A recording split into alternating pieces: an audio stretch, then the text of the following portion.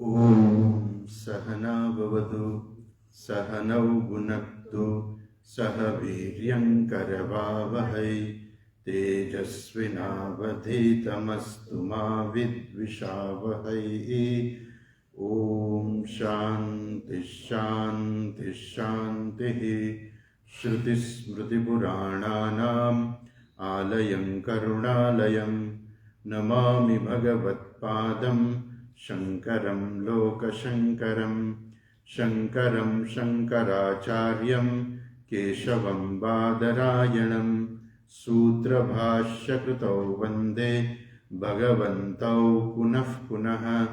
ईश्वरो गुरुरात्मेति मूर्तिभेदविभागिने व्योमवद्व्याप्तदेहाय दक्षिणामूर्तये नमः। सच्चिदानन्दरूपाय विश्वोत्पत्त्यादिहेतवे तापत्रयविनाशाय श्रीकृष्णाय वयं नुमः। यं प्रव्रजन्तमनुपेतमपेतकृत्यं द्वैपायनो विरहकातर आजुहाव पुत्रेति तन्मयतया तरवोऽभिनेन्दुः तं सर्वभूतहृदयं मुनिमानतोऽस्मि।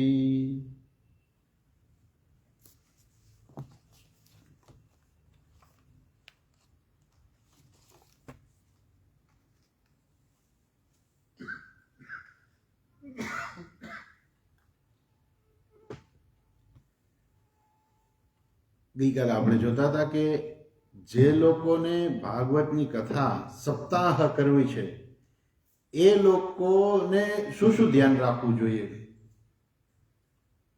એટલે એના માટેના નિયમો જે છે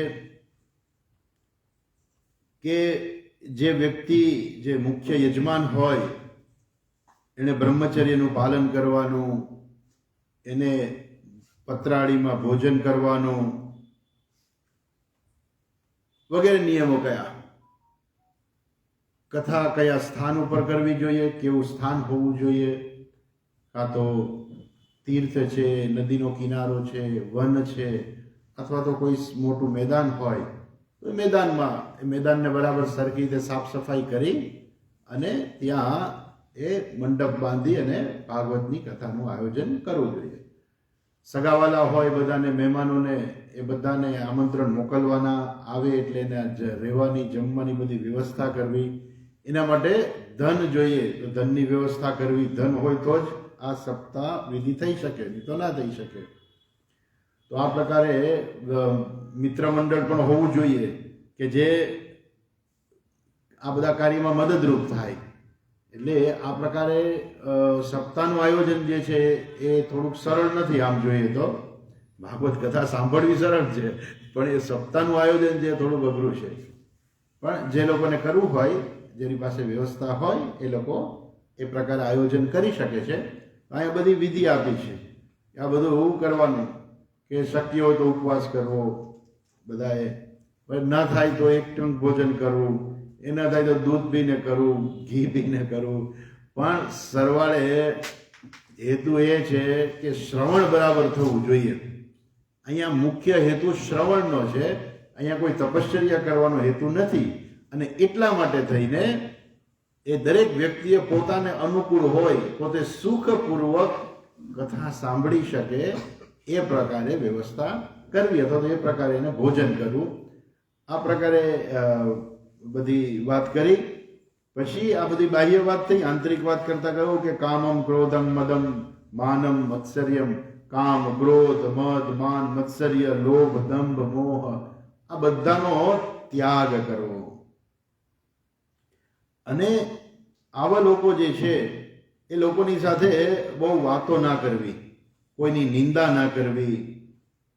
પછી આપણે ત્યાં સુધી જોયું હતું 48મા શ્લોક સુધી ગઈકાલે જોયું હતું. આજે આપણે 49મા શ્લોકથી જોઈએ. હા, કે છે રજસ્વલાન ત્યજ મલેચ્છ પતિતવ્રાત્યકૈસ્તથા દ્વિજ વેદ બાહ્યાશ્ચ ન વદેત યહ કથાવ્રતિ સત્યમ શૌચમ દયામ મૌનમ આર્જવમ વિનયમ તથા ઉદારમાનસમ તદ્વત એવં કુર્યાત કથાવ્રતિ.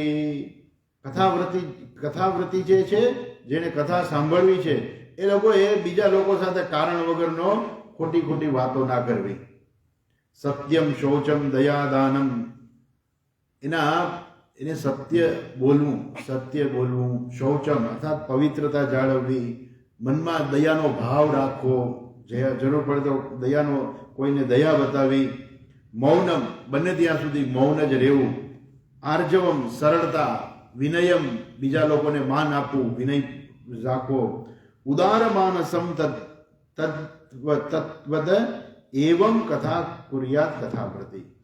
ઉદાર માનસ, મનમાં ઉદારતા રાખવી કે કોઈ કશું દુનિયાની અંદર આપણી પાસેથી ખરેખર કોઈ લઈ નથી જતું, જેનું જે છે એને આપણે આપતા હોઈએ છીએ. કેમ કે ઘણો ખર્ચ થવાનો છે ને, એટલે તેમાં જરાક મન જે ઉદાર રાખવું. એટલે ઉદારતા હોય તો પછી ખર્ચ થતો કઈ ચિંતા ના થાય, કાંઈ વાંધો નહીં, હશે. ચાલો, આ ધન છે આપણે આ સન્માર્ગે વાપરવાનું હતું ને આપણે વાપરીએ છીએ, તો આ પ્રકારે ઉદાર ભાવના રાખવી. અચ્છા, પછી આવા લોકો જે છે એમણે તો ખાસ કથા સાંભળવી. કોણ છે?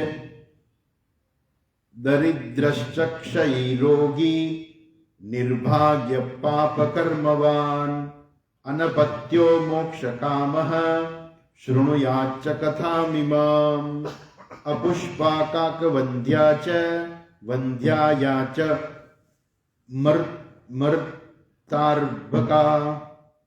મૃતાર્ભકા સ્રવદ્ગર્ભા ચ યા નારી તયા શ્રાવ્યા પ્રયત્નતઃ એતેષુ વિધિના શ્રાવે તદક્ષયતરમ ભવેત અનુત્તમા કથા દિવ્યા કોટિ યજ્ઞ ફલપ્રદા.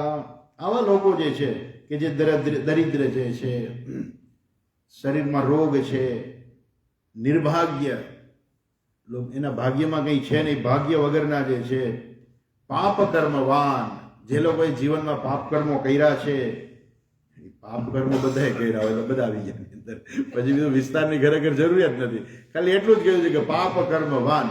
પણ એનો હેતુ એવો છે કે લોકોના મનમાં હોય કે કોઈ મોટા પાપ કરેલા હોય કે એને જીવનભર ભૂલાતું ના હોય. આમ તો હાલતા ચાલતા આપણે કેટલા પાપ કરીએ છીએ, હાલતા ચાલતા જીવજંતુ મરી જ જાય છે, એ પણ પાપ કર્મ જ છે. એટલે આમ તો મનુષ્ય બધા પાપ કર્મવાન જ છે. એટલે એવું નથી કે કોઈ પાપ રહિત છે સાવ, પણ પાપ રહિત મીન્સ કે હવે કોઈ વિશેષ કોઈ પાપ નથી કરતા, જે સહજતાથી જે છે થઈ જતા હોય એ જુદી વાત છે. પણ પાપ કર્મવાન એટલે જે લોકોએ વિચારપૂર્વક મોટા પાપો કરેલા છે એને કહેવાય પાપ કર્મવાન. અનપત્ય મોક્ષ કામઃ, કોઈને બાળક ના હોય, મોક્ષ કામઃ અથવા તો જેને સંસારમાંથી છૂટી જવું છે, મુખ્ય હેતુ તો આ જ છે ખરેખર, મોક્ષ કામઃ. ભાગવત કથા ખરેખર તો મોક્ષ કામ છે. કેમ કે મુખ્ય શ્રોતા કોણ છે? મુખ્ય શ્રોતા છે પરીક્ષિત રાજા અને વક્તા છે સુખદેવજી, બરાબર. તો એમને શું જોઈતું હતું? એમને માત્ર મોક્ષ સિવાય કાંઈ નથી જોઈતું, અને એટલા માટે આ મોક્ષ કામ જે છે એ અગત્યની વસ્તુ છે. બાકી તો બધા જે હોય, જે લોકોને પણ કંઈ ઈચ્છા હોય, એ આગળ કહેશે કે જેની જે ઈચ્છા હોય બધાની ઈચ્છાઓ પણ પૂરી થાય છે. અપુષ્પા કાક વંધ્યા, સ્ત્રીઓને કંઈ તકલીફો હોય તો બધી આવી સ્ત્રીઓ જે છે, કોઈને બાળક હોય, કોઈને ના હોય બાળક, કોઈનું મરી જતું હોય, આ વંધ્યા સ્ત્રી હોય, આ બધી જે છે સ્ત્રીઓ, એને ઘણા બધા પ્રોબ્લેમ હોય, તો આવી બધી સ્ત્રીઓએ ખાસ કથા સાંભળવી. અચ્છા, અને જો આ લોકો વિધિવત કથા સાંભળે તો એનું ફળ શું થાય છે? એતેષુ વિધિના શ્રાવે તદ અક્ષયતરમ ભવે, અત્યંત અક્ષય ફળની એને પ્રાપ્ત થાય છે. અનુત્તમા કથા દિવ્યા, આ દિવ્ય કથા જે છે એના એ કથા સાંભળવાનું જ ખાલી ફળ છે. કેવું ફળ છે? કોટિ યજ્ઞ ફલપ્રદા. કોટિ યજ્ઞ એટલે ઘણા બધા જે લોકો યજ્ઞ કર્યા હોય ને, અને એ બધા મોટા યજ્ઞો કરે અને એનાથી જે ફળ પ્રાપ્ત થાય એ ખાલી ભગવત કથાના શ્રવણ માત્રથી ફળ પ્રાપ્ત થાય છે. તો એવું કેમ થાય યજ્ઞ કર્યા વગર યજ્ઞનું આવડું મોટું ફળ મળી જાય? તો એટલા માટે કે શાસ્ત્રના શ્રવણથી વ્યક્તિને જીવનમાં જે સ્પષ્ટતા આવે છે, જે જ્ઞાન પ્રાપ્ત થાય છે, એ કરોડો યજ્ઞ કરે ને તોય ન થાય. કેમ કે યજ્ઞ કરવાથી જ્ઞાન પ્રાપ્ત ન થાય. યજ્ઞ કરવાથી શું થાય? પુણ્યની પ્રાપ્તિ થાય. બરાબર, પુણ્ય તો મળે, પણ જે જીવનમાં સ્પષ્ટતા આવવી જોઈએ, જે જીવ ઈશ્વર અને જગત વિશેનું જે સ્પષ્ટતા જે છે એ શાસ્ત્ર શ્રવણ વગર મળતી નથી. એટલે એ કરોડો યજ્ઞનું ફળ આપનારી એવી આ ભાગવત કથા છે. એવં કૃત્વા વ્રત વિધિમ ઉદ્યાપનમથાચરેત જન્માષ્ટમી વ્રતમિવ કર્તવ્યમ ફલકાંક્ષિભિઃ. અને લોકોના મનમાં કંઈક વિશેષ ઈચ્છા હોય, હવે કથા તો સાંભળી પણ આમ આટલું થઈ જાય સારું, એમ આપણે ભગવાનની કથા સાંભળીએ, જેમ કે લોકો મંદિરમાં જઈને પછી કેમ ભગવાનને એક ચિઠ્ઠી આપી દે કે ભગવાન આટલું આટલું પૂરું કરવાનું છે, એમ 7 દિવસ સુધી ભાગવત કથા સાંભળતા સાંભળતા પણ જો લોકોના મનમાં કંઈ પણ એવી ઈચ્છા હોય તો એ લોકોએ શું કરવાનું? જેવી રીતે જન્માષ્ટમીનું વ્રત હોય એ જ પ્રકારે જન્માષ્ટમીની વ્રતની અંદર જે રીતે કરીએ એ જ પ્રકારે આ કથા વ્રતનું ઉદ્યાપન કરવું. ઉદ્યાપન કરવું એટલે શું? કથા પૂરી થાય પછી એ જે પૂજા પાઠ કરવાના હોય એ વ્રત વગેરેનું સમાપન કરવું. અકિંચનેષુ ભક્તેષુ પ્રાયો નોદ્યાપનાગ્રહઃ શ્રવણે નૈવ પૂતાસ્તે નિષ્કામા વૈષ્ણવા યતઃ. અને સાંભળનાર જે છે અકિંચન હોય, અર્થાત ગરીબ માણસ હોય, એની પાસે કંઈ એવું ધન ના હોય, તો આ બધું ઉદ્યાપન ને બધું જે છે એવું ના કરી શકે. તો એને કહું કે કાંઈ વાંધો નહીં. જો ભક્ત અકિંચન છે તો આ ઉદ્યાપનનો એવો કોઈ આગ્રહ નથી. કેમ કે શ્રવણ માત્રથી જ આ જે છે એ ભગવાનના ભક્તો જે છે એને એ વસ્તુની પ્રાપ્તિ થતી હોય છે. આગળ કહે છે એવં નગઃ યજ્ઞેસ્મિન સમાપ્તે શ્રોતૃભિસ્તદા પુસ્તકસ્ય ચ વક્તુશ્ચ પૂજા કાર્યાતિ ભક્તિતઃ. હવે જ્યારે ભાગવત કથા પૂરી થાય ત્યારે શું કરવાનું છે? તો કહે છે કે જ્યારે યજ્ઞ સમાપ્ત થાય ત્યારે એ ભાગવતનો જે ગ્રંથ જે છે એ ભક્તિ ભાવથી એક ભાગવતનો ગ્રંથ જે છે એ શ્રોતાએ જે છે એ આપવો જોઈએ. કોને આપવાનો? પુસ્તકસ્ય ચ વક્તુશ્ચ, જે વક્તા જે છે એને ગ્રંથ આપવાનો. પણ કેવી રીતે? પૂજા કાર્યાતિ ભક્તિતઃ. એ વક્તાની પૂજા ભક્તિ કરી અને એને એક આ પ્રકારે ગ્રંથનું એને ભેટ આપવું જોઈએ. તો વક્તાએ શું કરવાનું? તો કે વક્તાને કંઈક કરવાનું છે. શું કરવાનું છે? કે છે પ્રસાદ તુલસી માલા શ્રોતૃભ્યશ્ચાથ દીયતામ મૃદંગ તાલ લલિતમ કર્તવ્યમ કીર્તનમ તતઃ. પ્રસાદ તુલસી માલા, જે સાંભળવા આવ્યા હોય એમને કંઈક પ્રસાદી આપવાની, તુલસીની માળા આપવાની, અથવા તો તુલસી પત્ર આપવાના અને માળા આપવાની, અથવા તો તુલસીની માળા આપવાની. શ્રોતૃભ્યશ્ચ દીયતામ, અને સાથે સાથે બધા લોકો આવ્યા હોય મૃદંગ તાલ લલિતમ કર્તવ્યમ કીર્તનમ. ભાગવત કથા પૂરી થાય એટલે બધાએ કીર્તન કરવું જોઈએ. જય શબ્દમ નમઃ શબ્દમ શંખ શબ્દં ચકારયેત વિપ્રેભ્યો યાચકેભ્યશ્ચ વિત્તમન્નમ ચ દીયતામ. પછી ભગવાનનો જય જયકાર કરવો, જય શબ્દ, નમઃ શબ્દ, ભગવાનને નમસ્કાર કરવા.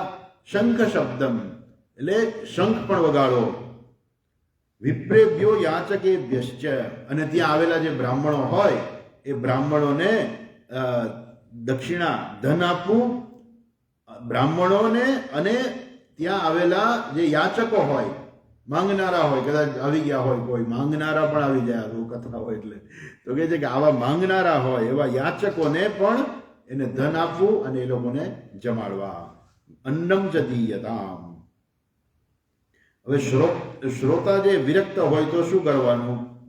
તો કે છે વિરક્તશ્ચેદ ભવેત શ્રોતા ગીતા વાચ્યા પરેહની ગૃહસ્થશ્ચેત તદા હોમઃ કર્તવ્યઃ કર્મ શાંતયે પ્રતિશ્લોકમ તુ જુહુયાત વિધિના દશમસ્ય ચ પાયસમ મધુ સર્પિશ્ચ તિલાન્નાદિ સંયુતમ અથવા હવનમ કુર્યાત ગાયત્ર્યાસુ સમાહિતઃ તન્મયત્વાત પુરાણસ્ય પરમસ્ય ચ તત્વતઃ.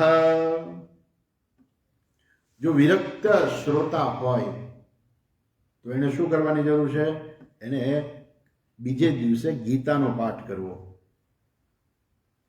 વિરક્તશ્ચેત ભવેત શ્રોતા ગીતા વાચ્યા પરે અહની. અની છે અહની. અહની એટલે બીજે દિવસે ગીતાનો પાઠ કરવો. અને ગૃહસ્થ જો શ્રોતા હોય તો એ લોકોએ શું કરવું? હોમઃ કર્તવ્ય કર્મ શાંતયે. પાપ કર્મોની શાંતિ માટે યજ્ઞ કરવાનો, હોમ કરવાનો. પણ શેનો હોમ કરવાનો? તો કે એક એક શ્લોક બોલીને આહુતિ આપવાની. પ્રતિશ્લોકમ તુ જુહુયાત વિધિના દશમસ્ય. 10મો જે સ્કંદ જે છે, 10મા સ્કંદના એક શ્લોક બોલી અને એક આહુતિ આપવાની. આ રીતે યજ્ઞ કરવો. પછી યજ્ઞની અંદર હોમવાનું શું? પાયસમ એટલે ખીર, મધ અને તલ, જવ વગેરે જે છે એનાથી યુક્ત જે વસ્તુ જે છે એનાથી હોમ કરવાનો. અથવા જો 10મા સ્કંદનો પાઠ કરીને હવન ન થઈ શકે તો શું કરવું? તો કહે છે અથવા હવનમ કુર્યાત ગાયત્ર્યા સુસમાહિતઃ. નહીં તો પછી ગાયત્રી યજ્ઞ કરવો પૂરું થાય પછી, અથવા બીજે દિવસે ગાયત્રી યજ્ઞ કરવાનો. કેમ ગાયત્રી યજ્ઞ શું કામ કરવાનો? તો કહે છે કે આ ભાગવતની કથા છે ને, આમ તમે જુઓ ને તો ગાયત્રી મંત્રનો વિસ્તાર છે. કેમ? તો કે સત્યમ પરમ ધીમહિ. એ પરમાત્મા, એ સત્ય પરમાત્માનું અમે ધ્યાન કરીએ છીએ. તો આ આખું ભાગવત કથા જે છે એ તો ખરેખર તો ગાયત્રી મંત્રનો જ વિસ્તાર છે. અને એટલા માટે કહે છે કે તન્મયત્વાત તુ પુરાણસ્ય પરમસ્ય જ તત્વતઃ. તત્વતઃ તમે જુઓ તો આ જે ભાગવત પુરાણ જે છે ને એ ગાયત્રી મંત્રનો જ વિસ્તાર છે. ને માટે આ ગાયત્રી હવન કરવો. અને માનો કે હોમ કરવાની શક્તિ ના હોય તો શું કરવું? હોમા શક્તો બુધો હોમ્યમ દદ્યાત તત્ફલ સિદ્ધયે નાના છિદ્ર નિરોધાર્થમ ન્યૂનતાધિકતા નયોહો. માનો કે હોમ થઈ શકે એવું નથી તો શું કરવાનું? તો કે તો હોમની સામગ્રી છે ને બ્રાહ્મણોને દાનમાં આપી દેવાની. હોમ શક્તો બુધો હોમ્યમ દદ્યાત તત્ ફલ સિદ્ધયે. એ ફળની સિદ્ધિ માટે એ જે હોમની સામગ્રી છે બ્રાહ્મણોને આપી દેવાની કે આ તમે લઈ જાઓ.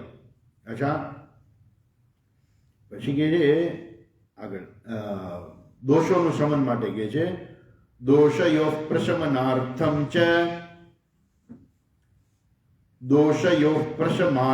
ચ પઠેન નામ સહસ્રકમ તેન સ્યાત સફલમ સર્વમ નાસ્ત્યસ્માદધિકમ યતઃ.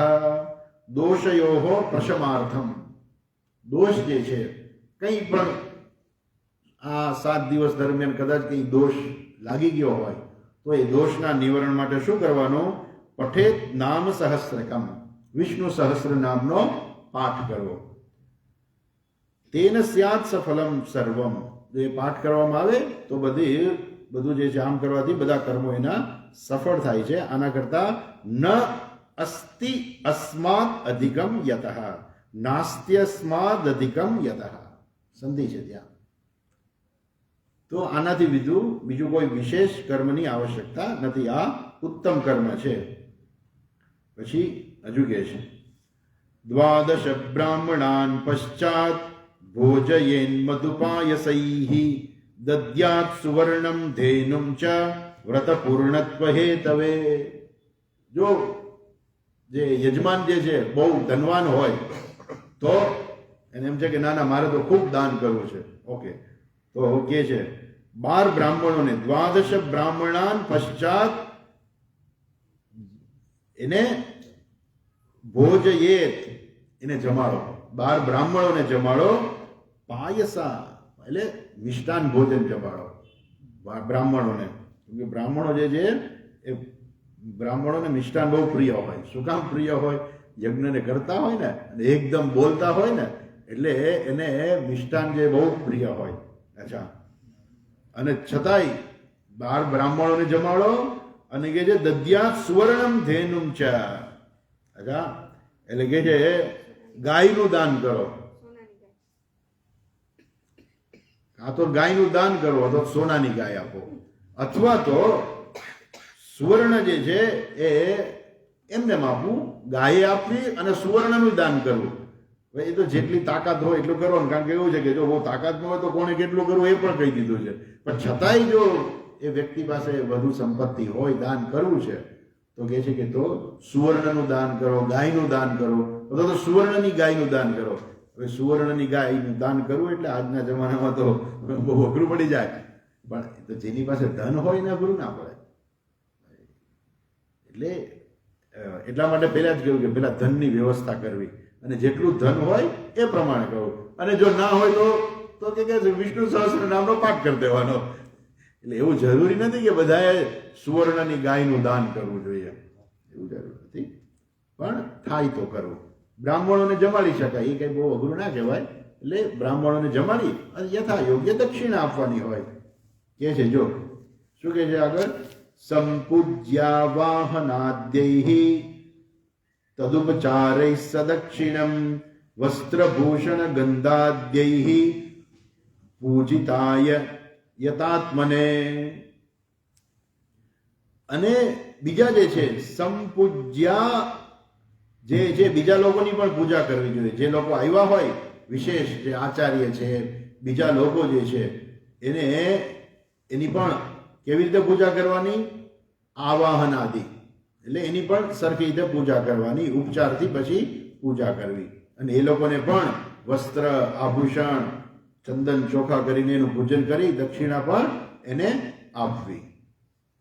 પછી કહે છે આચાર્ય કહે છે આચાર્યાય સુધીર દત્વા મુક્ત સ્યાદ ભવબંધનૈઃ એવં કૃતે વિધાને ચ સર્વ પાપ નિવારણે. આચાર્યાય સુધિ દત્વા મુક્ત સ્યાદ ભવબંધનૈઃ. આજે બુદ્ધિશાળી લોકો જે છે એ શું થાય છે? એ ભવબંધનમાંથી એ મુક્ત થઈ જાય છે. અને આ કેવી છે? આ ભાગવતની કથા છે. એવમ કૃતે વિધાને ચ સર્વ પાપ નિવારણે. આ ભાગવતની કથા સર્વ પાપોનું નિવારણ કરનારી, જન્મ બંધનોમાંથી મુક્ત કરનારી આ ભાગવતની કથા છે. અને આ બધી વિધિ પણ કેવી છે? સર્વ પાપ નિવારણે. આ બધા વિધાન જે કર્યા છે એ પણ પાપનું નિવારણ કરવા માટે છે. ઘણી વાર કે ભાઈ કઈ દોષ લાગી ગયો તો કે આ તમે આટલું દાન કરી દો, આને આ આપી દો, આને વસ્ત્ર આપી દો, આને જમવાનું આપી દો, આવું કે આટલું તમે દાન કરો તો કઈ દોષ લાગ્યો હોય તો દોષનું નિવારણ પણ થાય. પણ એ દોષ કેવો છે એની ઉપર આધારિત છે. ઓકે, હવે આગળ કહે છે છેલ્લે ફલદમ સ્યાત્ પુરાણમ તુ શ્રીમદ ભાગવતમ શુભમ ધર્મ કામાર્થ મોક્ષાણામ સાધનમ સ્યાન્ન સંશય. હવે છેલ્લે કહી લીધું ધર્મ, અર્થ, કામ અને મોક્ષ. આ 4 પુરુષાર્થ લઈ લીધા. ધર્મ કામાર્થ મોક્ષાણામ. ધર્મ, અર્થ, કામ અને મોક્ષ, આ 4 પુરુષાર્થ માટે આ ભાગવત કથા જે છે કેવી છે? એ પ્રાપ્તિનું સાધન છે. અર્થાત જેને ધર્મની પ્રાપ્તિ કરવી છે કે મારે પુણ્ય પ્રાપ્ત કરવું છે તો ભાગવત કથાથી પુણ્ય ઘણું મળશે. જોયું ને, કરોડો યજ્ઞનું પુણ્ય મળે છે. અને કોઈને કામના છે, કઈ ઈચ્છા છે કે મારી આ ઈચ્છા પૂરી થાય તો ભાગવત કથા કેવી છે? એની ઈચ્છાની પૂર્તિ કરનારી છે. કોઈને મોક્ષ જોઈએ છે તો કે છે એને મોક્ષની પણ પ્રાપ્તિ કરનારી આ ભાગવતની કથા છે. આ રીતે પૂરું થયું. ત્યાર પછી સનત કુમારો કહે છે, કુમારા ઊચુઃ ઇતિ તે કથિતમ સર્વમ કિમ ભૂય શ્રોતુમિચ્છસી શ્રીમદ્ભાગવતે નૈવ ભુક્તિ મુક્તિ કરે સ્થિતે. ભુક્તિ મુક્તિ કરે સ્થિતે, કરે એટલે હાથ. જે માણસ ભાગવત કથાનું શ્રવણ કરે છે ને એને ભુક્તિ અને મુક્તિ. ભુક્તિ એટલે આ જગતની અંદર જે કાંઈ એની જરૂરિયાત હોય એ, અને મુક્તિ એટલે સંસારમાંથી મોક્ષ છે. એ આ ભાગવતની કથા કેવી છે? એ બેયના કરતલે કરસ્થિતે, એના હાથમાં જ છે. અર્થાત ભાગવત કથા જે સાંભળે એને બધું જ મળી જાય છે. તો કહે છે હવે કે છે હવે કિમ ભૂયઃ શ્રોતુમ ઇચ્છસી, આ તમને આટલું બધું કહી દીધું, હવે તમારે શું સાંભળવાની જરૂરિયાત છે? આ ભાગવત કથા આટલી ઉત્તમ છે. હવે સૂતજી કહે છે, સૂત ઉવાચ ઇત્યુક્ત્વા તે મહાત્માનઃ પ્રોચુર ભાગવતીમ કથામ સર્વ પાપહરામ પુણ્યામ ભુક્તિ મુક્તિ પ્રદાયિની. આ ભુક્તિ મુક્તિ પ્રદાયિની એવી જે ભાગવત કથા જે છે એ કહે છે કે સનકાદી જે મુનિ છે એમણે જે ભાગવત સપ્તાહ કરવાની હતી એમણે આ ભાગવત સપ્તાહ એમણે પૂરી કરી. આ રીતે એને પ્રવચન કર્યું. આગળ કહે છે, શૃણ્વતામ સર્વભૂતાનામ સપ્તાહમ નિયતાત્મનામ યથા વિદિતતો દેવમ તુષ્ટુઃ પુરુષોત્તમમ. આ પ્રકારે શૃણ્વતામ સર્વભૂતાનામ સપ્તાહમ યથાવિધિ જે લોકો સાંભળે એને આ બધાને એને સાંભળી. શૃણ્વતામ સર્વભૂતાનામ, ત્યાં આવેલા બધા લોકો જે છે એમણે આ કથા સાંભળી. કારણ કે સનકાદિ મુનિનો એક કથા કરી એટલે આ બધી કથા ત્યાં સાંભળવા આવેલા ઘણા બધા લોકો હતા. એ બધાએ કથા સાંભળી અને પછી યથાવિધિ તતો દેવમ તુષ્ટુઃ પુરુષોત્તમ, અને પછી વિધિપૂર્વક એમણે ભગવાનની પુરુષોત્તમની સ્તુતિ કરી. તદંતે જ્ઞાન વૈરાગ્ય ભક્તિ નામ પુષ્ટતા પરા તારુણ્યમ પરમં ચાભૂત સર્વભૂત મનોહરમ. જે મૂળ ભાગવતની શરૂઆતમાં આપણે જોયું હતું ને કે જ્ઞાન વૈરાગ્ય અને ભક્તિ, એ જ્ઞાન અને વૈરાગ્ય તો વૃદ્ધ થઈ ગયા હતા અને ત્યારે ભક્તિ કહે છે કે આ તો કેવું છે કે માતા છે યુવતી છે અને દીકરાઓ ઘરડા થઈ ગયા છે. અને એટલા માટે પછી એણે નારદજીને વિનંતી કરી. નારદજીએ સનત કુમારોને મળ્યા, સનત કુમારોએ પછી કથા કરી. હવે કહે છે કે આ કથા પૂરી થઈ. તદંતે જ્ઞાન વૈરાગ્ય ભક્તિ નામ પુષ્ટતા પરા. જ્ઞાન વૈરાગ્ય અને ભક્તિ કેવા થઈ ગયા? હૃષ્ટપુષ્ટ થઈ ગયા. તારુણ્યમ પરમમ ચાભૂત, એ બધા જે છે કેવા બની ગયા?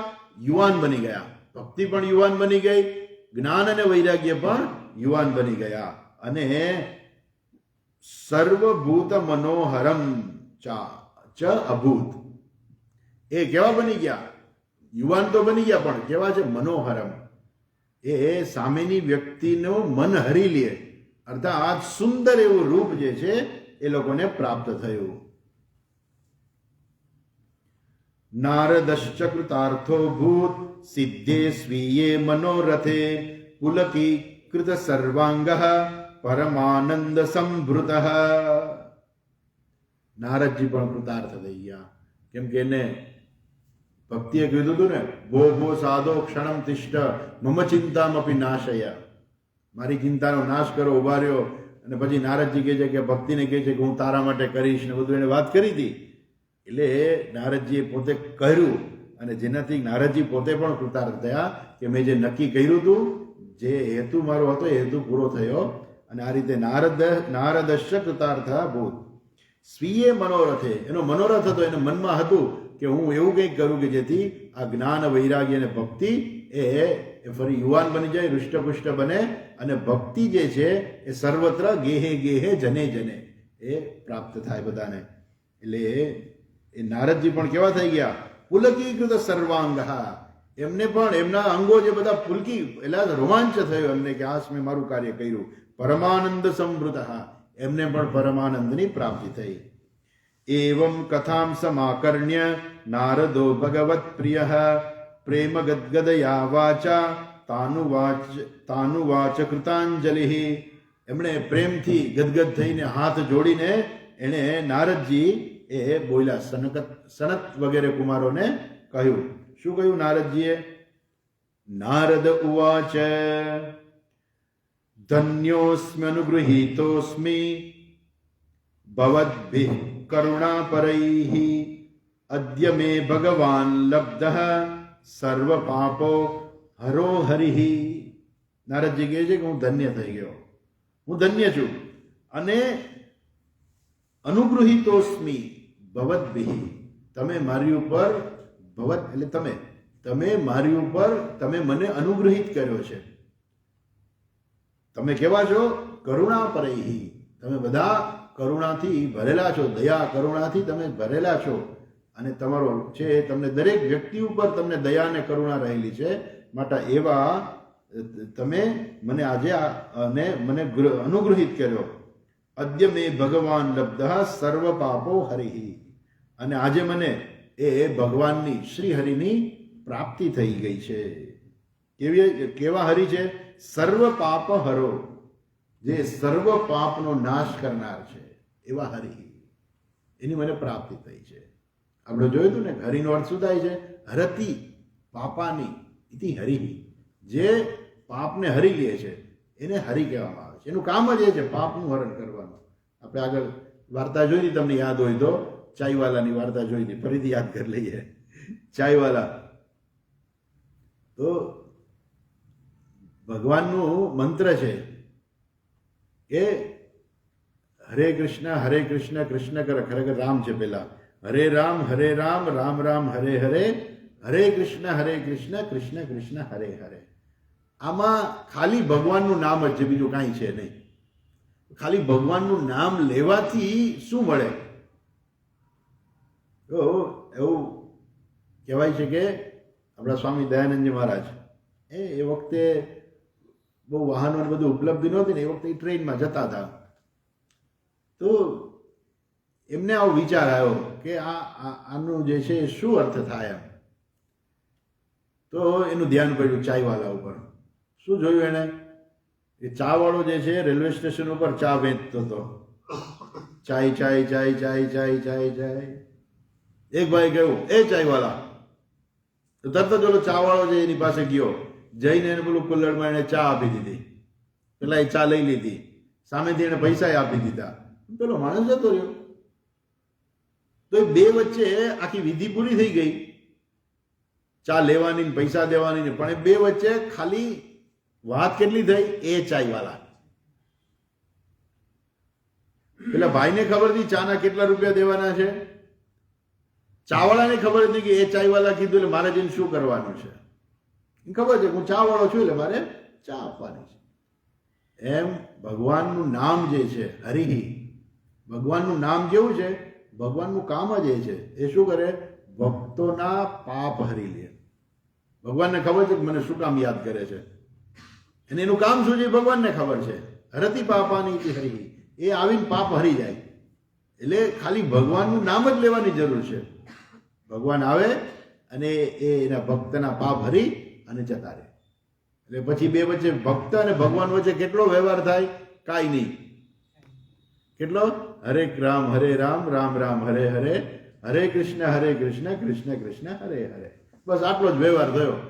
ભગવાન આવીને પાપ ભરીને વયા જાય. ભગવાન પાસે માંગવાની જરૂર નહીં. ભગવાન આવીને જોઈ લે તમે, કારણ કે બોલાવ્યા છે એટલે ભગવાન આવીને જોયે ને પછી તો કે આ શું કામ મને બોલાવ્યો છે. ભગવાન એ ભક્તના પાપ હરી લે છે. એ કહે છે સર્વ પાપો હરિ. એ હરિ છે એ કોણ છે? સર્વ પાપને હરનાર છે, માટે એનું નામ છે હરિ. એ છે શ્રવણમ સર્વ ધર્મેભ્ય વરમ મન્યે તપોધનાઃ વૈકુંઠસ્થો યતઃ કૃષ્ણઃ શ્રવણાદ્યસ્ય લભ્યતે. ઘણા બધા ધર્મ છે, ઘણી બધી ફરજો છે. એમાં શ્રેષ્ઠ ધર્મ શું છે? તો કે ભાગવતની કથા સાંભળવી એ સૌથી શ્રેષ્ઠ ધર્મ છે. કેમ? ધર્મ અને કર્તવ્યના દ્રષ્ટિકોણથી અહીંયા કહ્યું છે એટલા માટે કે માણસને મનુષ્યનો જન્મ મળ્યો છે અને આ મનુષ્યનો જન્મ જે છે આ એક જ મનુષ્ય જન્મ એવો છે કે જેમાં મોક્ષની શક્યતા છે. બીજા ઘણા બધા જન્મ છે. આપણા શાસ્ત્રોમાં કહ્યું છે કે 84 લાખ યોની છે. આ બધામાં જીવ જે છે એ જન્મ પ્રાપ્ત કરી શકે છે. એમાં મનુષ્યનો જન્મ મળે તો આ મનુષ્યનો જન્મ કેવો છે? એમાં સ્વતંત્રતા છે. કર્તુમ શક્યમ અકર્તુમ શક્યમ અન્યથા વા કર્તુમ શક્યમ. માણસ કરી શકે, ન કરી શકે, બીજી રીતે કરી શકે. એ વિચાર જે છે ભગવાને માત્ર મનુષ્યને જ આપ્યો છે. પશુ પક્ષીઓને નથી આપ્યો.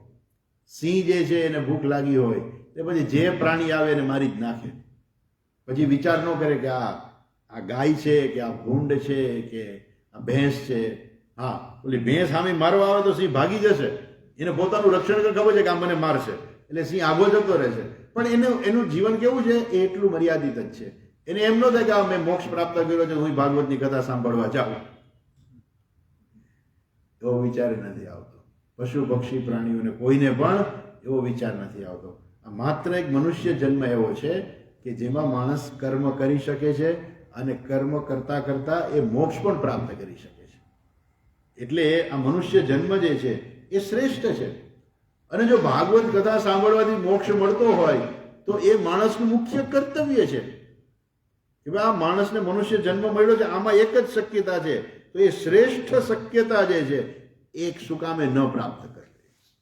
જેમ શ્રેષ્ઠ વસ્તુ દરેક માણસને એમ જ હોય કે મને સૌથી સારામાં સારું જ મળે, બધું સારું જ જોઈએ છે. કોઈને કોઈ જરાય કોઈ નબળી વસ્તુ નથી જોઈતી, બધાને સારું જ જોઈએ છે. બધાને સારું જ જોતું હોય તો કેવું પડે ભાઈ આ સૌથી સારામાં સારો તો મોક્ષ છે, એ તો પ્રાપ્ત કરો. સમજવું એ અઘરો છે મોક્ષ શું છે એ, અને મોક્ષ પ્રાપ્ત કરીને પછી કથા સાંભળવી એ પણ અઘરું છે. આપણે ખુરશી તો ઘણી બધી છે પણ ખાલી વધારે જ છો એના કરતા. બધા ઝાઝા બધા લોકો આવે, ખુરશી તો ઘણી બધી પાથરી રાખી છે, પણ એમ ના થાય કે હાલો આપણે ભાગવતની કથા સાંભળવા જઈએ, આમાં આપણું કલ્યાણ થશે. જીવનમાં ઘણું કરવાનું હતું, કર્યું છે, અને આના માટે આપણે એક સમય કાઢીએ કે ના નિયમિત સાંભળીએ આપણે ભાગવત કથા. એ જે છે એ ભાગવત કથાથી મને જે પ્રાપ્ત થવાનું છે કે એવી વસ્તુ પ્રાપ્ત થવાની છે કે જે મને જન્મ જન્માંતરમાંથી મને મુક્તિ અપાવી દેશે. એ સમજી અને આવું એ જ બતાવે છે કે અઘરું છે. પણ ખરેખર ભાગવત કથા કેવી છે તો કહે છે કે માણસને મોક્ષ અપાવનારી છે. સૌથી શ્રેષ્ઠ ધર્મ આ છે માણસનો, સૌથી શ્રેષ્ઠ કર્તવ્ય આ છે. કદાચ 5-50 રૂપિયા નહીં મળ્યા હોય તો હાલશે, કોઈ કામ અધૂરું રહી ગયું હશે તો હાલશે, એ બધું હાલશે દુનિયાની અંદર. પણ જો મોક્ષ નથી મળ્યો તો જન્મ મરણનું ચક્ર ચાલુ રહેવાનું છે. એટલે નારદજી કહે છે કે આ ધર્મ કેવો છે? શ્રવણમ સર્વ ધર્મેભ્ય વરમ મન્યતે તપોધના. એ તપોધના, હું એવું માનું છું કે આ શાસ્ત્રનું શ્રવણ જે છે ને સૌથી શ્રેષ્ઠમાં શ્રેષ્ઠ જ છે. કેમ તો કહે છે કે વૈકુંઠસ્થો યદઃ કૃષ્ણ શ્રવણાદ યસ્ય લભ્યતે. જેનાથી ભગવાન શ્રી કૃષ્ણની પ્રાપ્તિ થાય છે. વૈકુંઠમાં રહેલા એવા ભગવાન શ્રી કૃષ્ણની પ્રાપ્તિ થાય છે. ભલે અહીંયા શ્રી કૃષ્ણ કહ્યું કેમ કે તો ભાગવત છે ને, એટલે શિવ પુરાણ હોય તો કહ્યું તો શિવજીની પ્રાપ્તિ થાય, પણ અંતે તો બધું એક જ છે ને. અંતે તો ખરેખર એ શિવ અને એ કૃષ્ણ એ ખરેખર મારા આત્મ સ્વરૂપ છે. એ દરેકના આત્માની અંદર એ પરમાત્મા જ રહેલા છે, બીજું કોઈ છે જ નહીં. જો હું છું એ તો અહંકાર છે, અહંકાર તો મિથ્યા છે. અને એટલા માટે એ ઈશ્વરની પ્રાપ્તિ જે છે એ સૌથી શ્રેષ્ઠ છે અને એ ભાગવત દ્વારા પ્રાપ્ત થાય છે. અને માટે ભાગવતનું શ્રવણ ખૂબ જ અગત્યનું છે. હવે સૂતજી કહે છે, સૂત ઉવાચ એવં બ્રુવતિ વૈ તત્ર નારદે વૈષ્ણવોત્તમે પરિભ્રમન સમાયાતઃ શુકો યોગેશ્વરસ્તદા. આશ્ચર્ય છે. જ્યાં નારદજીને સનત કુમારોને જ્યાં હતા, જ્યાં કથા થતી હતી, જ્યાં સનત કુમારોએ કથા કરી, એ જગ્યાએ શું થયું તો કહે છે એ સમયે ત્યાં પરિભ્રમણ સમાયાતઃ શુકઃ યોગેશ્વરઃ. મહાયોગી એવા સુખદેવજી છે ત્યાં પધારે છે. અચ્છા, કેવા છે નારદ? એ ત્યાં પધાર્યા તો પછી શું થયું? કોણ છે સુખદેવજી? તત્રાયયૌ ષોડશવર્ષિકસ્તદા વ્યાસાત્મજો જ્ઞાનમહાબ્ધિ ચંદ્રમાઃ કથાવસાને નિજલાભપૂર્ણઃ પ્રેમ્ણા પઠન ભાગવતમ શનૈ શનૈ. પ્રેમ્ણા પઠન ભાગવતમ શનૈ શનૈ. શનૈ શનૈ એટલે ધીરે ધીરે ધીરે ધીરે શું કરે છે? ભાગવતમ પઠમ, એ ભાગવતનો પાઠ કરે છે. પણ કેવી રીતે? પ્રેમણા, પ્રેમપૂર્વક. જેમ એક કહેવત છે કે ભાઈ લોકો બધા હોય ને, એ બધાને કંઈ બહુ સારા ગીતો ગાતા આવડતું ના હોય, પણ દરેક વ્યક્તિ જે છે ને એ બાથરૂમ સિંગર છે. દરેક વ્યક્તિ બાથરૂમ સિંગર છે. બાથરૂમમાં જઈને ગીત ગાતા હોય. આમ ભલે ગીતો ન આવડતા હોય ને ગાતા ના આવડતું હોય સારું, પણ બાથરૂમમાં જાય ત્યારે ગીતો ગાતા હોય. એટલે દરેક વ્યક્તિ, એવું કહેવાય છે કે દરેક વ્યક્તિ બાથરૂમ સિંગર છે. કેમ બાથરૂમ સિંગર છે? એનું મન એકદમ આનંદિત હોય. બધા જુદા જુદા વિચારોથી સ્નાન કરતી વખતે બધા વિચારોથી વ્યક્તિ મુક્તા હોય, અને એ પ્રકારે એ આનંદથી માણસ જ્યારે સ્નાન કરતો હોય ને, એટલે સહજથી એના મોઢામાંથી ગીત નીકળી જાય છે. એમ અહીંયા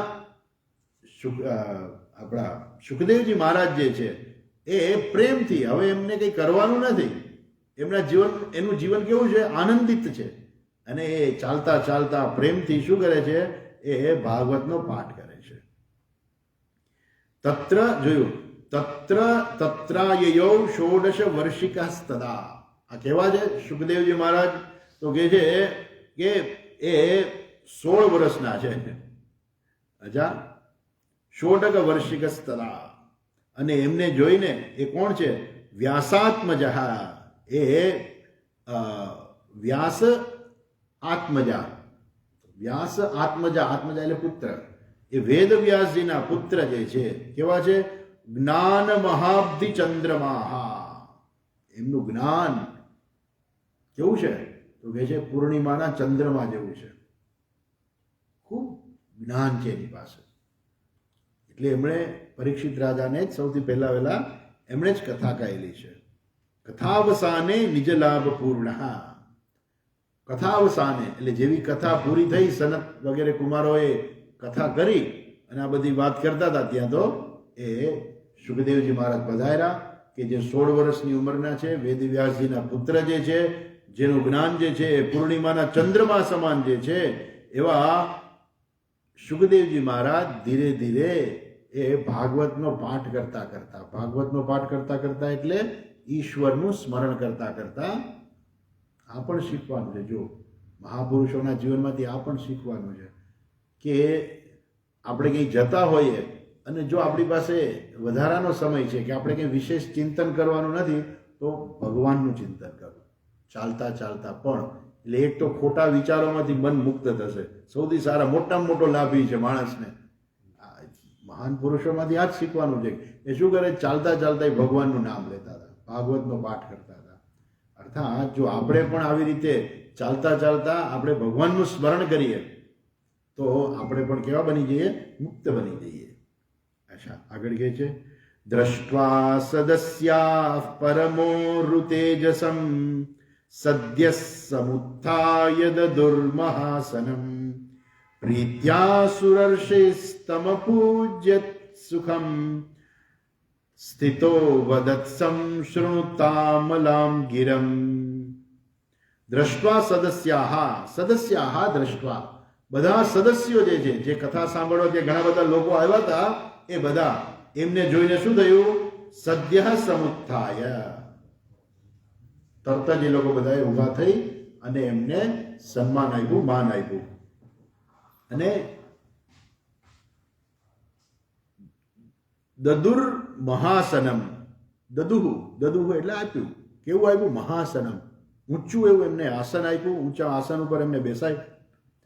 પ્રીત્યા સુરર્ષિસ તમ પૂજયત સુખમ, ખૂબ પ્રેમપૂર્વક એમને એમનું નારદજીએ એમનું પૂજન કર્યું.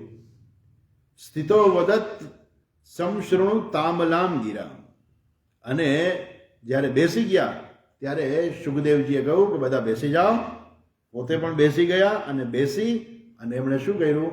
એમણે કહ્યું કે હવે હું તમને કહું છું, સાંભળો, મારી નિર્મળ વાણી સાંભળો. મારી વાણી કેવી છે? નિર્મળ છે. એમાં મને કોઈ પ્રત્યે રાગ દ્વેષ નથી રહેલા. હું જે તમને કહું છું એ કેવું છે? એમાં મારો કોઈ રાગ દ્વેષ નથી, મારે કંઈ મેળવી લેવાનું નથી, માટે તમે સાંભળો. અને પછી સુખદેવજી કહે છે, શ્રી શુક ઉવાચ નિગમ કલ્પતરોર્ગલિતમ ફલમ સુખમુખાદમૃત દ્રવ સંયુતમ પિબત ભાગવતમ રસમાલયમ મુહુરહો રસિકા ભુવિ ભાવુકાહ. રસિકા ભુવિ ભાવુકાહ. હે રસિક. એ રસિક એટલે જેને સાંભળવું ગમે છે, જે લોકો ભાગવત કથાના રસિકો છે, એમને ગમે છે, એમને રસ આવે છે, એમને આનંદ આવે છે, એમને પ્રેમ ઉત્પન્ન થાય છે. કે જે લોકો ભાગવત કથા આવ્યા સાંભળવા આવ્યા છે, કેવા છે? બધા પ્રેમપૂર્વક સાંભળવા આવ્યા છે. અને એ બધા કેવા છે? ભાગવત કથા સાંભળવાના રસિકો છે. એટલે એમને કહે છે કે હે રસિક અને હે ભક્તજનો, ભાવિકજનો, ભુવિ ભાવુકાહ, તમે બધા ભાવુક છો. ભાવુકાહ, હે ભાવિકો. આ કેવી છે? શ્રીમદ ભાગવત કથા કેવી છે? તો કહે છે કે જે વેદ જે છે, નિગમ કલ્પ, નિગમ એટલે વેદ, નિગમ કલ્પ તરોર ગલિતમ ફલમ. નિગમ એટલે વેદ રૂપી જે વૃક્ષ જે છે એમાંથી ઉગેલું અને પાકેલું ફળ. આમ તો વૃક્ષ જે છે ને એનો હેતુ શું હોય છે? તો વૃક્ષનો હેતુ એ છે કે આપણે ફળ મળે. કોઈ એમ કે આલ્યું આંબો વાવો, તો હા હું આંબો વાવી દઉં, પણ એ કે આમાં કેરી નથી આવતી હો, તો તમે આંબો નહીં વાવો. કોઈ પણ માણસ વૃક્ષ જે છે ક્યારે શેના માટે વાવે છે? કે જેથી એનું ફળ જે છે ને પ્રાપ્ત થાય, એટલા માટે થઈને. એવી જ રીતે આ ભાગવત કથા શું છે? તો કે ભાગવત કથા જે છે ને એ આપણા જે ચારે ચાર વેદ જે છે એ ચારે ચાર વેદનું ફળ છે ખરેખર. એટલે આપણી પરંપરામાં બધા વેદ તો ભણવા જાય છે, પણ આ વેદનું ફળ જ એમને મળી જાય સીધે સીધું. તમારે બધા વેદ ભણવા જવાની જરૂર નથી. એટલે બધાએ ઘરે આંબા વાવવાની જરૂર નથી. બજારમાં કેરી મળતી હોય તમે લઈ આવો, ખાઓ. દીકરો કે મમ્મી આપણે આંબો વાવવો છે, એટલે કે બેટા આપણે આ ફ્લેટમાં રહીએ છીએ, અહીંયા ક્યાં આંબો વાવવો? આપણે એના કરતાં બજારમાંથી કેરી લઈ આવીને ખાઈ લેશું. એમ જાણે કે બધા વેદ ભણવા ન જઈ શકે. તો વેદ ભણવા ન જઈ શકે તો બધાએ શું કરવાની જરૂર છે? આ પાકેલું ફળ સીધે સીધું મળી જાય છે, એ સૌથી સારામાં સારું. એટલે કે છે નિગમ કલ્પ તરોર ગલિતમ ફલમ. કેવું છે? સુખમુખાદ અમૃત દ્રવ સંયુતમ. એ સુખદેવજીના મુખમાંથી એ નીકળેલું ફળ છે. અચ્છા, પરિપક્વ ફળ છે. અને સુખદેવજીના મુખમાંથી નીકળેલું કેવું છે? અમૃત દ્રવ સંયુતમ. અમૃત સ્વરૂપ છે. કેમ અમૃત સ્વરૂપ છે? કેમ કે એ સુખદેવજીના મોઢામાંથી નીકળેલું ફળ એટલે ભાગવતની કથા એ ગ્રહણ કરવાથી માણસ પોતે અમૃત સ્વરૂપ બની જાય છે. અને એટલા માટે કહે છે કે અમૃત દ્રવ સંયુતમ પિબત ભાગવતમ રસમાલયમ. પિબત, આ બધા તમે એનું પાન કરો, આ ભાગવત કથાનું પાન કરો. રસમાલયમ એ તો શું છે? રસ સ્વરૂપ છે. મુહુ રહો રસિકા ભુવિ ભાવુકાહ. મુહુ રહો, મુહુ એટલે વારંવાર, એનું વારંવાર પાઠ કરો. એટલે કે અમે તો એક વખત કથા સાંભળેલી જ છે. કોઈ એમ કે અમે એક વખત તો કથા સાંભળેલી જ છે. તો કે ના ના, એક વખત નહીં, વારંવાર એનું રસનું પાન કરો. કેમ કે અંતે ખરેખર એ તો વ્યક્તિના પોતાના સ્વરૂપનું જ વર્ણન છે. કે ભગવાનનું, જો હું ભગવાનનું સ્વરૂપ હોઉં, ભગવાન મારું સ્વરૂપ હોય, ભગવાન મારી અંદર હોય, તો જે છે એ જે કથાની અંદર જે કાંઈ આવે છે શું છે? એ બધું મારા પોતાના સ્વરૂપનું જ ખરેખર તો વર્ણન છે. અને માટે એ કેવું છે? એ વારંવાર પોતાની વાત હોય ને તો બધાને સાંભળવી ગમે. કોઈક છગનભાઈની વાત કરતા હોય તો કે ભાઈ છગનભાઈની વાત મૂકો ને, પણ એની પોતાની વાત કરતા હોય તો એમાં તો 2 કલાક વાત કરે તો એને વાંધો ન આવે, પણ બીજાની વાત કરતા હોય તો બહુ સાંભળવી ગમે નહીં. એને એમાં ખાસ કરીને વૃદ્ધોને, આપણે તો ત્યાં વૃદ્ધાશ્રમ હોય ને, વૃદ્ધાશ્રમમાં તમે જાઓ તો એ લોકોની વાત પૂરી જ ન થાય ક્યારેય. એક પછી એક એની વાત ચાલતી જ હોય, ક્યારેય પૂરી ના થાય. તમને એમ લાગે કે હમણાં પૂરી થઈ જશે, હમણાં પૂરી થઈ જશે, પણ એની વાત પૂરી જ ના થાય. કેમ? એ પોતાની જ વાત કરે છે, પોતાની જ વાત કરે છે, અને એને કોઈ સાંભળનાર કોઈ છે નહીં. એને કેવું છે ઘણું બધું, પણ સાંભળનાર કોઈ છે નહીં. અને એટલા માટે થઈને એ વૃદ્ધો જે છે એ વાત કહી જ રાખતા હોય. શું કામ? વાત કરે કેવું છે ઘણું બધું, પણ એ સાંભળનારા કોઈ નથી હોતા. પાછા આવીએ તો આ વારંવાર, કેમ કે આપણા પોતાની જ આ તો વાત છે. આપણને જ મોક્ષ પ્રાપ્ત થશે ભાગવત કથાથી, અને જે કંઈ વર્ણન જે છે એ ખરેખર તો એ મારા સ્વરૂપનું જ ખરેખર તો વર્ણન છે. માટે વારંવાર એનું પાન કરો. હવે એક શ્લોક લઈ લઈએ, મોટો શ્લોક છે. ધર્મ પ્રોજિત કૈતવોત્ર પરમઃ નિર્મત્સરાણામ સતામ વેદ્યમ વાસ્તવમત્ર વસ્તુ શિવદમ તાપત્રયો ન મૂલનમ. શ્રીમદ્ભાગવતે મહામુનિકૃતે કિમ વા પરૈરીશ્વરઃ સદ્યો રુદ્યવરુધ્યતે કૃતિભિઃ શુશ્રુષુભિસ્તત્ક્ષણાત. ધર્મ પ્રોજિત કૈતવોત્ર પરમઃ. આમાં શું છે તો કે છે આમાં પરમ ધર્મનું વર્ણન કર્યું છે. પરમ ધર્મ એટલે સૌથી શ્રેષ્ઠ ધર્મ શું છે? શ્રેષ્ઠ ધર્મ, એક તો ધર્મ એક છે કે જેનાથી આપણને પુણ્ય પ્રાપ્ત થાય, એને પણ ધર્મ કહેવાય. બીજું કે ધર્મ એટલે મારું કર્તવ્ય. ધર્મ એટલે કર્તવ્ય છે, ધર્મ એટલે પુણ્યની પ્રાપ્તિ પણ છે. એટલે કે છે આ જે છે કેવો છે? પરમો ધર્મ. આ જે છે એ પરમ ધર્મ જે છે.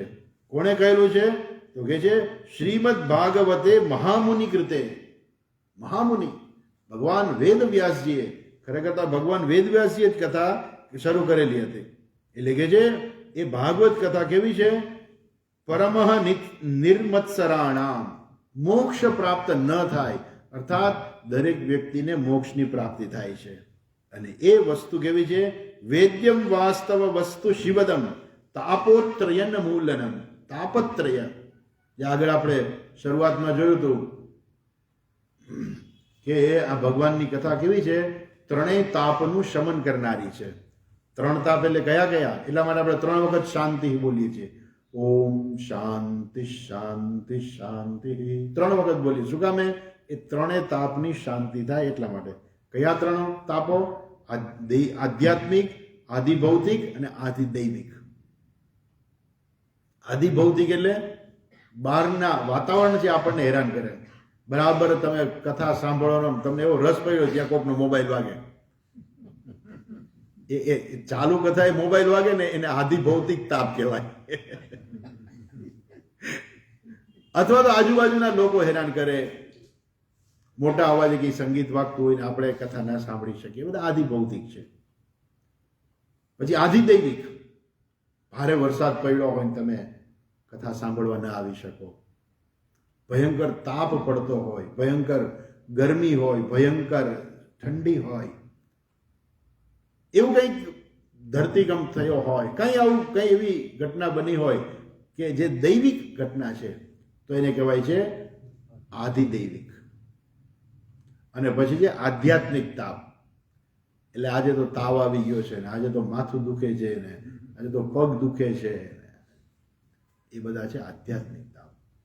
એટલે આ ભાગવતની કથા કેવી છે? તાપત્રયોન મૂલનમ. આ 3 તાપ જે છે એનું ઉન્મૂલન કરનારી એવી આ ભાગવતની કથા છે. વેદ્યમ વાસ્તવમસ્તુ શિવદમ. વેદ્યમ, આ ભાગવતની કથા દ્વારા શું જાણવાનું છે તો કહે છે કે જે આપણા જીવન માટે કલ્યાણકારી જે છે, શિવદમ, જે આપણું કલ્યાણ કરવાનું જે છે, એ કલ્યાણ કરનારી જે છે, એ આપણું કલ્યાણ કરનારી વેદ્યમ, અર્થાત એના દ્વારા એ જાણી શકાય છે કે આપણું કલ્યાણ જે છે કેવી રીતે થઈ શકે છે. અચ્છા, વેદ્ય વાસ્તવમ અત્ર વસ્તુ શિવદમ, એની અંદર જે વર્ણન કરવામાં આવ્યું જે છે એ કોનું વર્ણન છે તો કહે છે કે જે આપણું કલ્યાણ કરનારી છે. શિવદમ, જે આપણું કલ્યાણ કરે એને કહેવાય છે શિવદમ. તાપોત્રયન મૂલનમ શ્રીમદ ભાગવતે મહામુનિ કૃતે કિમ વા પરૈરીશ્વર. જો આ ભાગવત કથા આવી શ્રેષ્ઠ હોય તો પછી બીજા સાધનોનું કે બીજા શાસ્ત્રનું શું પ્રયોજન છે? કેમ કે શાસ્ત્ર તો ઘણાય હોય છે. વાસ્તુશાસ્ત્ર છે, જ્યોતિષશાસ્ત્ર પણ છે, ધનુર્વિદ્યાનું પણ શાસ્ત્ર છે. આ તો 2-3 ગયા, આવા તો અનેક શાસ્ત્રો જે છે, એમાં બધા ફિઝિક્સ, કેમિસ્ટ્રી, મેથ્સ, બાયોલોજી બધા એ શાસ્ત્રો જ કહેવાય કે જેના દ્વારા આપણને જ્ઞાન પ્રાપ્ત થાય છે. પણ આ બધા શાસ્ત્રો જે છે એ ભણીને શું મળે છે? તો કે એ ભણીને કદાચ વધુ શું મળે? આપણને સંપત્તિ મળે, પૈસા મળે, આપણું ગુજરાન ચાલે. પણ એનાથી સંસારમાંથી છૂટી નથી જવાતું. સંસારમાંથી છૂટવા માટે તો આ ભાગવતની કથા છે. એટલે કહે છે કે આવી સરસ ભાગવતની કથા છે. કિમ વા પરૈરીશ્વર. તો પછી બીજા શાસ્ત્રોને શરણે શું કામ જવું જોઈએ? કેમ? સદ્ય રુદ્ય વરુદ્યતે કૃતિભિ. જે ભાગવતની કથા સાંભળે જે છે એને શું થાય છે? એની ભાગવતની કથાથી એને વિના વિલંબે, સદ્ય એટલે તુરંત, ફટાફટ, ઝડપથી, ઝડપથી એને ભગવાનની પ્રાપ્તિ આવે છે. અને ભગવાન શું કરે છે? હૃદયની અંદર, સદ્ય હૃદય અવરુદ્યતે. એ ભગવાન જે છે એ હૃદયની અંદર આવીને બેસી જાય છે. ભગવાન જ હૃદયમાં આવીને બેસી જતા હોય ભાગવતની કથા સાંભળવાથી, તો શા માટે આવી ભાગવતની કથા આપણે ન સાંભળવી? કે જે સાંભળનાર જે છે શુશ્રુભિ, જેટલા સાંભળનાર લોકો છે બધાના હૃદયમાં ભગવાન આવીને બેસી જાય છે. માટે આવી શ્રેષ્ઠ ભાગવતની કથા બધાએ સાંભળવી જોઈએ. પછી હજુ થોડીક ચર્ચા જે છે, આમ તો એમ જ હતું કે આજે આ અધ્યાય પૂરો થશે, પણ આ અધ્યાયની અંદર ઘણા બધા શ્લોકો છે, એટલે અધ્યાય આપણે પૂરો ના કરી શક્યા. આવતીકાલે આપણે અધ્યાય પૂરો કરીશું અને આગળ ચાલીશું. આજે અહીંયા ટકીએ. હરિઓમ. ઓમ પૂર્ણમદઃ પૂર્ણમિદં પૂર્ણાત પૂર્ણમુદચ્યતે પૂર્ણસ્ય પૂર્ણમાદાય પૂર્ણમેવાવશિષ્યતે. ઓમ શાંતિ શાંતિ શાંતિ. હરિ ઓમ શ્રી ગુરુભ્યો નમઃ. હરિ ઓમ.